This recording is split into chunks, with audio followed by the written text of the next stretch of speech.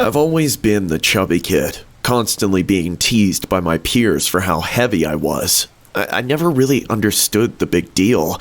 I mean, yeah, I'm overweight, but what's that got to do with you? And for that reason, I was tormented every day. Standing next to my classmates, it was evident of my size, but when I would go home, well, that's where I would be the smallest. I come from a long line of, let's just say, obese people. Every morning, my mother would make her usual for me and my father. Pancakes with mountains of sugar and syrup, only to follow up dinner with a meal just as gluttonous. This was an everyday occurrence, and to be honest, I loved it. I mean, what kid doesn't want to eat an endless serving of junk food? It wasn't until my father became ill and started to lose weight did I even fathom the idea that we could be thin, that I could be thinner. For some reason, my father being ill didn't worry my mother. Rather, it was the losing weight part that kept her up at night concerned. She constantly would feed him infinite amounts of servings while rejecting the prescribed medication that was given to him, knowing that it would only suppress his appetite. "You have to eat. You have to force," my mother would tell my bedridden father as he gasped for oxygen. I didn't know what to think. I found it odd, but it was my parents, and I figured my mother knew what was best. Perhaps she thought her cooking could nurture my father back to health. Unfortunately, that wasn't the case. He passed away. I didn't get to tell him goodbye or even see him. My mother took him away before I had the chance. She told me that she knew he would pass soon and that she took him to some special home where you don't receive any treatment and instead you pass peacefully. At this point, I was entering high school and I was left completely devastated. All I wanted to do was eat. It made me feel better. My mother did her best to console me in the only way she knew how, in her cooking. I must have ballooned up to at least 300 pounds, something that delighted my mother. As years came and went, I only grew more lonely. I had no friends, no girlfriend, no companions of any kind whatsoever, except for my mother. "Remember that you have to keep eating. It's the only way. It's how I keep you safe," my mother once told me. I was confounded with what she meant, but my appetite only grew, so I followed her advice. As I entered my 30s, a revelation dawned on me in the most profound way, which was, for being an obese person, I was perfectly healthy. I finally had convinced myself that it was time for me to get in shape. The loneliness had inundated my very being, and I knew if I was ever going to be happy, I needed to lose weight. So I went to a doctor for a checkup, something I have never done before. For some reason, my mother never took me to doctors, and the only reason my father had went when first becoming ill was that he had fainted at work, and his employer called for an ambulance. Besides that time, we were a family that never went to get checkups. My face froze with utter bewilderment when the doctor told me I was fit. In fact, he said that I was healthier than most men in their 30s.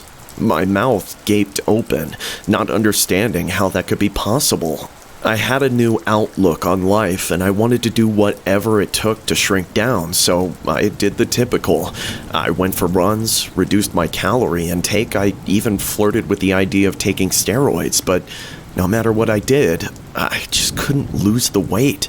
I would grab at my belly fat and curse at it as if it were some foreign invader attacking me with its presence.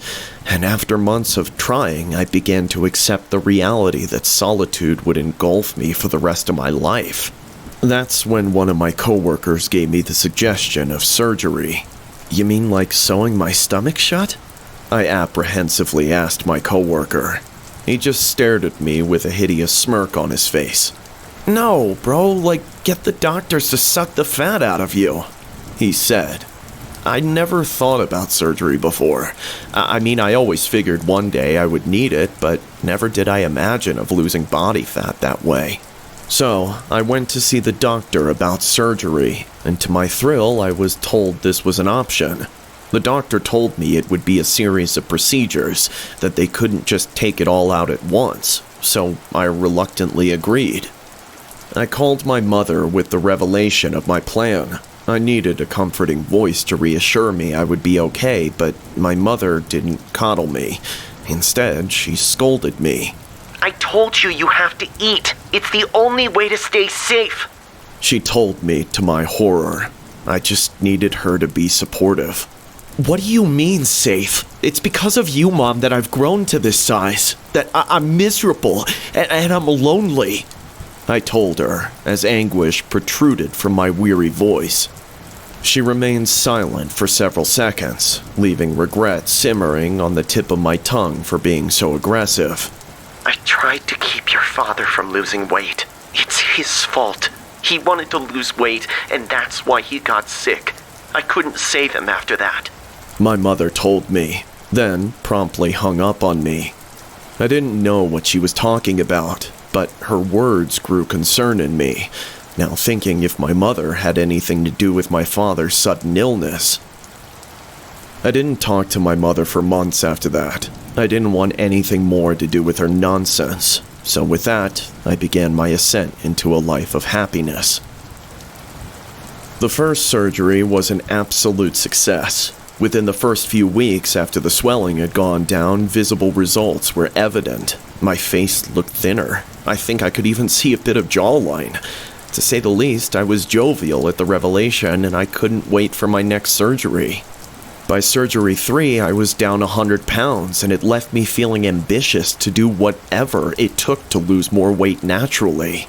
I went back to the gym, now delighted to take off my oversized sweater to lift weights. I went on morning runs, and I cut out all the sugar I could from my diet. I guess you could say I was one of those people, the type that makes you roll your eyes whenever you saw a health-conscious person. Surprisingly, this newfound perspective led me into a journey of self-discovery. Now I like to go out and talk to people, no longer encapsulated in my own sorrow. Rather, I was out making friends and even talking to women. Life was perfect. Whenever I looked in the mirror, I saw the man that I was always meant to be. My face had features, my arms displayed strength, but more importantly, I now smiled. By the time my final surgery arrived, I was down nearly 200 pounds, and if you didn't look close, you would have never thought I was ever overweight. The only thing that remained was my stomach. I still had a bit of a gut. The stubborn belly fat just didn't want to melt away. I don't know how to tell you this, the doctor said. Whenever a medical professional tells you these words, you can literally feel your heart sink. I was almost sure that whatever words came next was my death sentence. Echoes of my mother telling me not to lose weight danced around in my thoughts. What is it, Doc? Tell me. I nervously responded back. A bit of silence grew between the two of us as our eyes remained locked on each other in this critical game of chicken, as if the first to look away loses. We can't do the last procedure. Well, we don't recommend it. You see, the doctor paused. We believe that you might have a tumor of some sort underneath the last layer of belly fat. We need to do some more tests. And just as I thought my world shattered, memories of my father becoming ill began to make sense. Whatever was happening inside of me must have happened to him. I decided against more tests. I knew what the outcome would be, and I was so happy. I was finally living life to the fullest, so I just ignored the issue that was unraveling inside of my body. I continued exercising along with a nutritional diet. I did everything I was doing before. I even had a girlfriend. She was like me once, overweight, but now thin.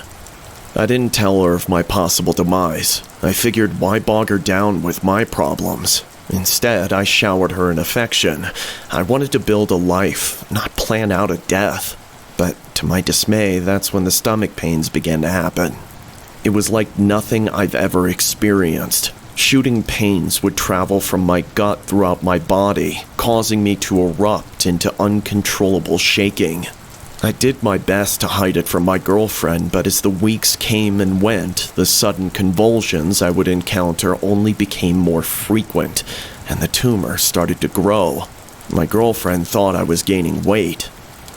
I needed escape. I needed solace from the city, from my girlfriend. I just needed time to accept my fate, so I went back home to my mom's house. My mother, who I hadn't seen in years, was gleeful at my presence, but her jovial expression only sank after she studied me for several seconds, understanding how thin I had gotten, and with such haste, she pulled me into her embrace, sobbing delicately to herself. I didn't know what to think, so I did the only thing I could think of, and that was, I held her back and began to cry myself. As usual, she prepared a huge meal for me, with all the fixins, and to finish off the gluttonous dinner was a 3-layered chocolate cake. To be honest, after almost a year of eating healthy, tasting my mother's home-cooked food was a pleasure that couldn't be described by words, a sensation of transcendence. And as I swallowed each bite, I could feel tears form on the edges of my eyes as my taste buds became inundated with an ambrosia of flavors. I was home. Sitting at the dinner table with my mother as my body slowly digested the pounds of food I had just ingested, we talked about a variety of subjects. But as I told my mother of how exciting my life had become, her eyes only directed their stare at my stomach. She could see how inflated my gut was. She could see the tumor.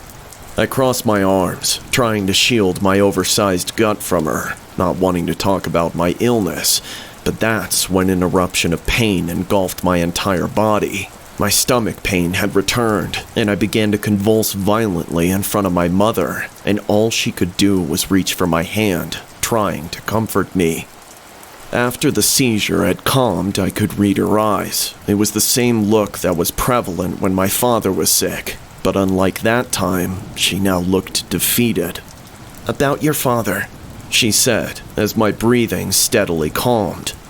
"We're different. There's something inside of us, and I can't tell you what it is, but it's something that wants to get out, and we have to do whatever it takes to keep it from doing that, because once it's out, many will die." My eyes widened open with utter disbelief. What the hell was my mother telling me? "Wait, what? It's a tumor, Mom, just like Dad had. Why do you have to play make-believe? I'm tired of it, okay? Just admit it," I angrily told her. I could see her brow dip down with a bit of frustration, and her tender grip transformed into a tight one. "You have to gain weight. That's the only way we can keep it from coming out," she told me, as tears cascaded down her face. I pulled my hand away. I was tired of her nonsense, of her stories, and with that, I stormed out of her house and headed home. Seeing my mother was the refreshing sensation I needed to go back to the doctor for help. After all, my mother keeping me from medical treatment all these years has got me to where I am now. Entering my home, I called out for my girlfriend, ready to tell her the truth about my illness, how I was going to get treatment, that I didn't want to hide it anymore. At this point, my tumor had grown to a hideous size, and I found it difficult to breathe, but I did my best to shout out for my girlfriend. "Babe, I'm home! Where are you? We need to talk!" I gasped out loud, with all the remaining strength I had. I could hear her soft voice calling back out to me as her footsteps became more near, and that's when the pain once again returned. This time, it was different. It was more excruciating. My body began to tremble, and I grabbed at my stomach, trying to massage it, hoping this episode would pass quickly. But to my horror, it only got worse. I fell to the floor as screams of pain escaped my mouth. My stomach, it was expanding, almost as if it was going to explode. I squirmed on the floor, sweat drenching my body as froth began flowing out of my mouth. I clawed at my stomach, wanting the pain to stop, and that's when I heard the shrieks of trepidation coming from my girlfriend. She rushed to my side, trying to console me, as her mind adjusted to what was happening. And that's when my stomach burst open. Ah! My stomach had completely exploded. Blood and intestines showered my hardwood floors, and my cries cautiously became whimpers as I could feel my vision become blurry. I could hear the screams of terror coming from my girlfriend, and that's when a hideous arm protruded from my gaping stomach. It was grotesque. Its skin looked like it had scales, and the edge of its fingertips revealed black, pointy claws. I laid weak and somber. I really couldn't move. I couldn't do anything other than keeping my gaze on that horrid figure that was coming out of me. And soon, I saw the head. The beast was more devilish than anything I could have ever imagined. It had 4 eyes, and its teeth were endless. I couldn't make sense of what I was witnessing, and that's when my girlfriend let out a gasp of distraught, and I had utterly forgotten that she was there. That's when the demon pounced on her, and it began to eat her. I could hear her screams for help, and my body laid still. I couldn't save her. All I could do was listen to her dreadful final whimpers of life. Once the creature was done, we locked eyes and I gulped, accepting the situation for what it was. I was going to die. To my surprise, the monster sniffed me, its face caressing mine, bloody slime seeping all over me, all while its stench invaded my senses. All I could do was shut my eyes tightly, but nothing ever happened. Several minutes had passed, and I opened my eyes, realizing the creature was gone. The living room lay desolated and still. It was just me, alone in a puddle of blood. I don't know where that thing went. I'm starting to question my own sanity, but the blood is there. I know it's real. And my stomach seems to be closing on its own, like a cocoon enclosing itself. I don't seem to be dying. In fact, I feel as if a weight has been lifted off my shoulders. Visions of a brighter future somehow penetrate into my mind. I honestly don't know what to think, but one thing is for sure. I truly wish I had listened to my mother. I should have never lost weight.